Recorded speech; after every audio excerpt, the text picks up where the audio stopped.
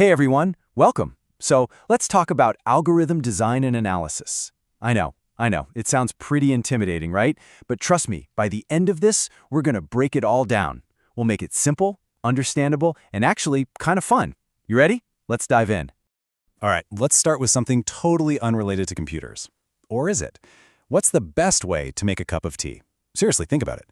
You could just dunk a tea bag in hot water. Or maybe you're a purist with loose-leaf tea in a special pot. Or hey, maybe you've got one of those fancy machines that does it all for you. So which one's best? Well, it depends, right? Are you looking for the fastest cup, the one that tastes the absolute best, the one with the least cleanup? That idea of best, depending on what you need, that's going to be super important. Just keep that in the back of your mind. Okay, so here's one possible recipe. Step 1, boil water. 2, add the tea bag. 3, pour the water in. You get the idea.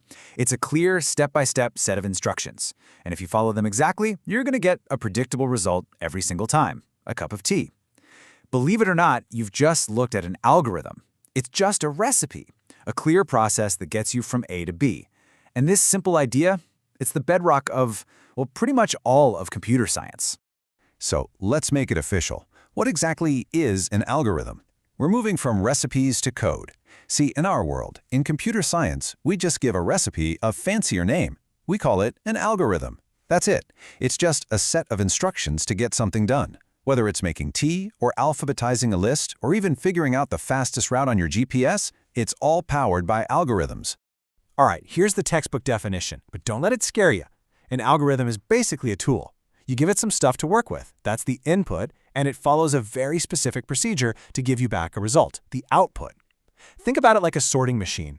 You throw in a jumbled mess of numbers as the input, the machine does its thing following the instructions, and out comes a perfectly sorted list. It's just a precise, predictable path from a problem to its solution. So not just any list of instructions gets to be called an algorithm. It has to meet a few key criteria. For one, the instructions have to be crystal clear, totally unambiguous. The computer can't guess what you mean. It also has to produce some kind of result, an output. And this is a big one. It has to stop. It must terminate after a finite number of steps. That's why your operating system, which just runs and runs forever, isn't considered a single algorithm. An algorithm solves a problem, and then it's done. Okay, so we know what an algorithm is. It's a recipe. But just like with our tea example, some recipes are way better than others. So let's talk about why choosing the right recipe, the right algorithm, is so incredibly important. We're going to use the example of searching a digital phone book. Okay, here's the scenario. You've got a digital phone book with 1 million names. 1 million. And they're all sorted alphabetically, from A to Z. Your task? Find one specific person. How would you do it? I mean, what's your first instinct? Do you just start at the very first name and start flipping through page by page until you find them? Or is there a better way, a smarter, faster recipe? So let's look at two different recipes for this problem. On one hand, we've got method 1, the linear search. This is kind of the brute force way. You start at A, and you just read every single name, one by one, until you hopefully find the person you're looking for. It works, but man, if your person's name starts with a Z, you're going to be there all day. Now, look at method 2, the binary search. This is clever. This is elegant. You jump straight to the middle of the book. Let's say you land on M. Is the name you're looking for before or after M? If it's before, you can completely ignore the entire second half of the book. Boom, half the problem is gone. Then you do it again in the remaining half. You keep splitting the problem in half and half again until you zero in on the name. See the difference? One is slow and steady, the other is incredibly fast and smart. So we intuitively know that the binary search is better, right? It feels faster. But in computer science, we need to be more precise than just better or faster. We need to measure it. And we measure what matters, which are the two most precious resources we have, time and memory. We call this analyzing an algorithm's time and space complexity. First up, time complexity. And this is super important, so really lock this in. When we analyze the time an algorithm takes, we're not talking about seconds on a stopwatch. A faster computer will always finish sooner, so that's not a useful measurement. Instead, we count the number of operations or steps it takes. And crucially, we want to know how that number of steps grows as the size of our input grows. If we double the phone book size, does the number of steps double, or does it barely change? That relationship, that's the key to time complexity. And of course, there's the other side of the coin, space complexity. This one's a little more straightforward. It's just about how much memory, how much RAM an algorithm needs to run.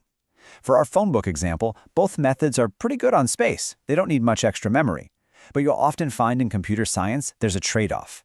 Sometimes you can design an algorithm that's crazy fast, but it eats up a ton of memory. Or one that's very memory efficient, but it's a bit slower. It's all about balancing those two. Okay, deep breaths. This next part, this is the whole shebang. This is the language that programmers and computer scientists all over the world use to talk about efficiency. It's called Big O notation. And I'm not kidding, this will be on your exams, it'll be in your job interviews. Understanding this is absolutely crucial. This is the language of efficiency. So how do we formally compare these algorithms? How do we put a label on slow versus fast? How can we prove mathematically that binary search is so much better than linear search for a giant phone book? The answer is Big O notation. Now, the formal definition can get a little hairy with words like limiting behavior and infinity, but let's just boil it down to this. Big O describes the worst-case scenario. It gives us an upper bound on how an algorithm will perform as its input gets really, really big. It's a way of classifying algorithms not by how they perform on small problems, but how they scale up to handle massive ones. It answers the question, how bad can it get? And this right here is where it all clicks into place. Look at this table. See O of n, pronounced O of n? That's our linear search. N is the number of names in the phone book. This means in the worst case, if you have n names, you have to do n checks. Double the names, you double the work. Simple, but it scales poorly. But now look at O of log n. O of log n. That's our binary search. This is where the magic happens. A logarithmic algorithm grows incredibly slowly. For 1 million names, it might take around 20 steps. But if you increase that to 1 billion names, it only takes about 30 steps. That's insane. That's the power we're talking about. And then you have things like O of n squared, which grows super fast and are things we generally try to avoid for large data sets. All right, we've covered a lot, so let's boil it all down. If you're going to remember anything for your exam, this is it. Think of this as your cheat sheet. Number 1, don't overthink it. An algorithm is just a recipe, a precise, step-by-step recipe for solving a problem. That's the core idea. Number 2, when we analyze an algorithm, we care about how it uses resources, specifically how much time it takes in steps and how much space it takes in memory. That's what analysis is all about.